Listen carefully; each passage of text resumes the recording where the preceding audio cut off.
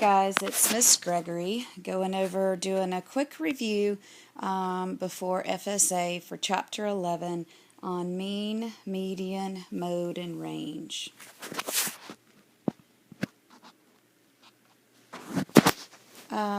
These are in your workbook. You'll have to look at the page numbers. Lessons 11.1 cover the mean, 11.2 covers the median and the mode, and 11.3 covers the range and the outlier. There's a little more covered in the 11.3 video or in the 11.3 lesson than I'm going to cover in the video. I'll do a supplemental video on 11.3 along with 12.3 on the box and whisker plots and the quartiles.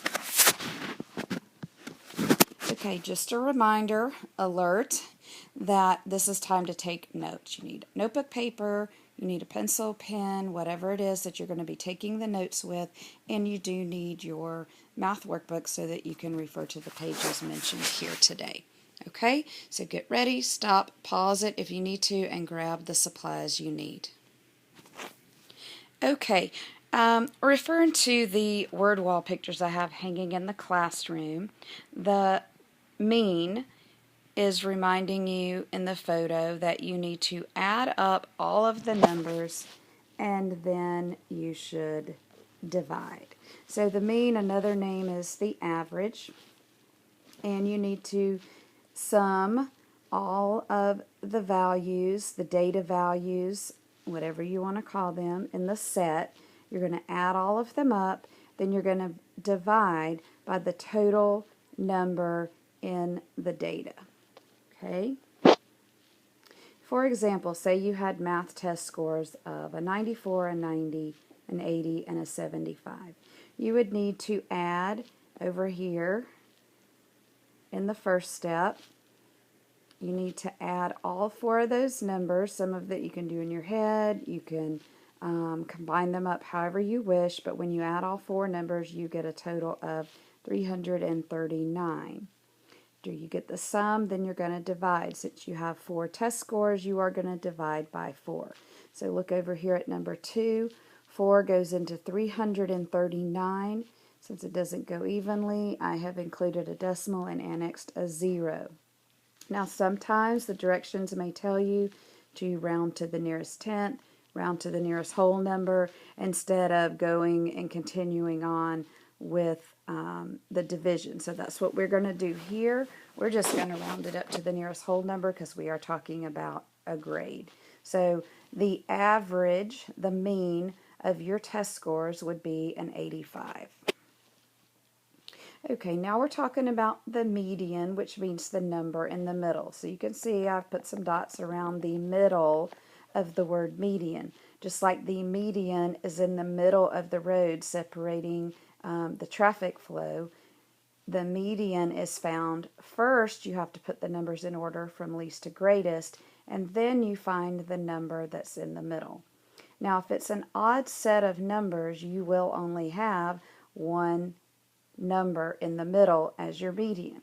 However, if it's an even set of data, you're going to end up with 2 numbers that are in the middle, and you need to take those 2 numbers and find the average, which means you're going to add the 2 numbers and divide by 2.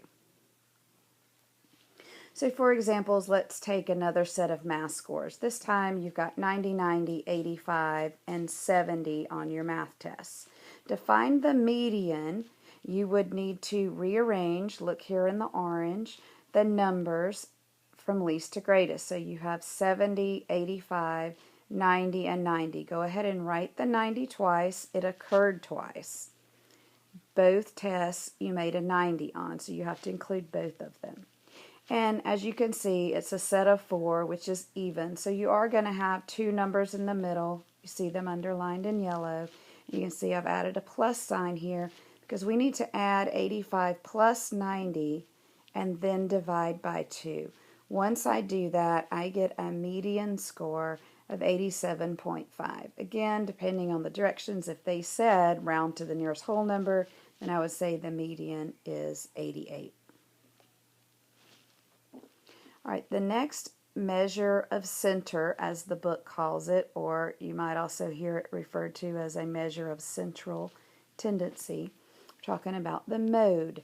The mode, I've underlined the M and the O, the first two letters in the word, because the mode stands for the number that occurs the most often. Okay, so if you've already put your data set in order from least to greatest, you should easily be able to see what the mode is because you will see it recurring. Now, you could have no mode, meaning there's no number that appears more often than the others. You could have zero mode, but that's only if 0 is the number that occurs the most often. You could have more than one mode, okay? And then the next example is going to talk about that, okay? All right, so again, we're using the math test scores as examples. So number 1, our set of data is 90, 75, 80, 85, and you scored a 90 again. So out of that, you can see 90 is the only number that shows up twice. It's a fairly short list. You may be able to find it quickly, realize the mode is 90, and not necessarily put the numbers in order from least to greatest. But that is a good strategy just to go ahead and do that and make sure you get the problem correct. Okay, for the set of math test scores for number 2, we have a list of 90, 75, 80, and 85. And in this case, there is no score that has repeated, so we would say there is no mode, or you might see it as none. Then looking at the set of math test scores for number 3 at the bottom, we have 90, 90, 80, 80, and 85. Now they're not in order from least to greatest, but again, it's a short list. I can quickly see that there are actually 2 modes for this problem. 80 occurs twice and 90 occurs twice. So I actually have 2 numbers in this case that are the mode. It's 80 and 90. Okay, and this was found from a previous book. This is a screenshot of the mean, the median, and the mode from the Big Ideas math book. And I like how they do the examples here. So take a look under the key concept and vocabulary, picture with the dog. You can see they've taken the list of numbers. They've already put them in order from least to greatest. So you can quickly see that the mode, in this case, would be 1. You can see the number that's in the middle. You have to put the numbers in order from least to greatest on the median before you can find the middle number. If you don't do that, you're going to choose the wrong median. So in this case, you count, and there are 8 numbers in the data set, which is even. So you know you're going to have 2 numbers in the middle. You'll have to take those 2 numbers, add them up, and divide by 2 in order to find the median.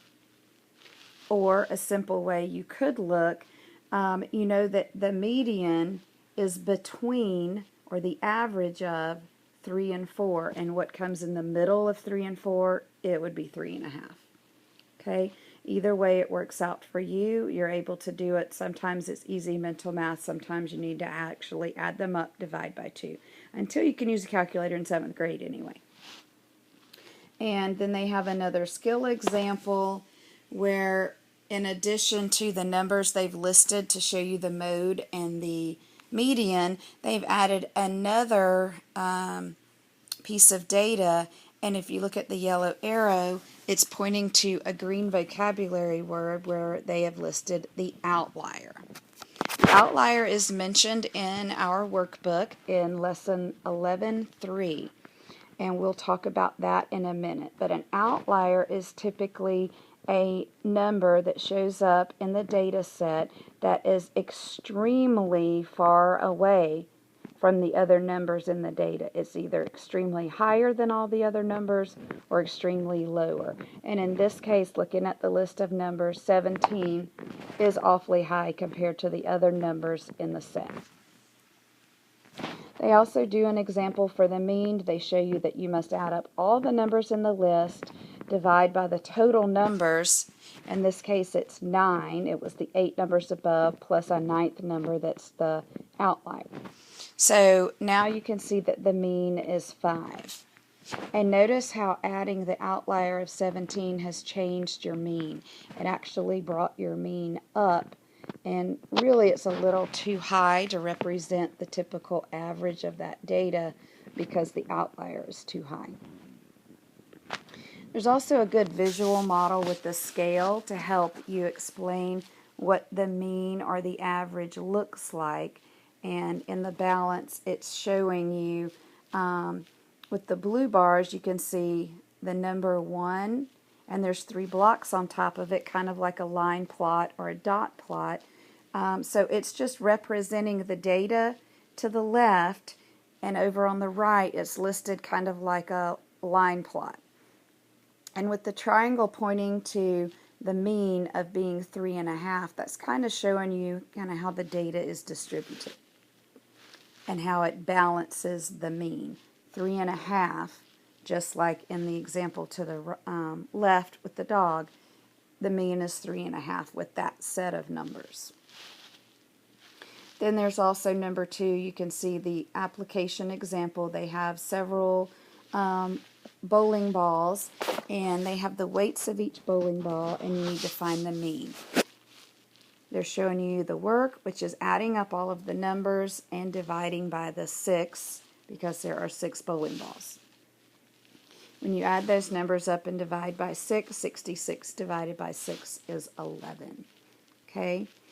You can actually go there for more help. It's a free website. Really good. Okay, the last measure we're going to talk about today in the statistics is the range. Notice in yellow I highlighted the first capital letter of the word and the last lowercase letter of the word. Because with the range, what you want to think about is high, low. You need to find the highest number in the list. Excuse me, the voice is going. I have a cough. So the highest number, find the lowest number, and find the difference. So subtract the lowest number from the highest number, and you'll find your range of data. Now, the outlier we talked about earlier sometimes gets thrown in. And a way to think about the outlier is an outcast. It's far away, it's a loner, it's very different from the other numbers in the list. And taking the last part of the word liar, it makes a liar out of the data. It distorts the data. Again, we mentioned it might make it really high. It might make the mean higher than it should be because the number is much higher than the other numbers in the data set. Or it could make the mean really low, meaning the outlier is too low for the rest of the numbers in the data set.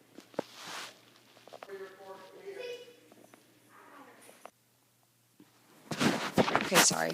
Keep having to pause. Everybody's coming home from work and school, and the dogs are going crazy. So anyway, back to the outlier, which distorts the data. An outlier is when you have a data value that is far to the extreme, either way too low or way too high compared to the rest of the numbers in the set. Okay, so let's go back to our example of math test scores and finding the range. So we have a list of numbers here for math test scores: 90, 85, 80, 70, and 25. Made a low score, made an F. And we want to see how that F on a math test is going to affect our mean or our average. And we're going to talk about the range as well. Typically, when you have a really low grade among the others, it's going to bring your average down, which you don't want considering math test scores, okay? So with the range, remember we're finding the highest number, the lowest number, and we're subtracting. So 90 was the highest test grade, and 25 was the lowest. We subtract, and we get a range of 65 between your highest and lowest score. We would definitely say the outlier was the 25, the F that you made on your test. And if you actually add all those numbers and divide by 5, you'll see what your mean is, and you'll see how much that 25 brought you down. Another thing we need to consider about using the statistics of mean, median, mode, and range, and choosing which one of those is the best method to describe the data that we have. Outliers affect the mean or the average the most. Again, outliers lie about the data because they're too high or too low, they distort the mean. So if you have outliers, the mean is probably not going to be the best method. You may want to choose the median or the mode. You've got to set your data out and look at it on a line plot and decide which one falls a little more closely to the middle and best describes most or the average of the data. Thanks, and that's all. Have a good night. Good luck on testing, Miss Gregory. Bye.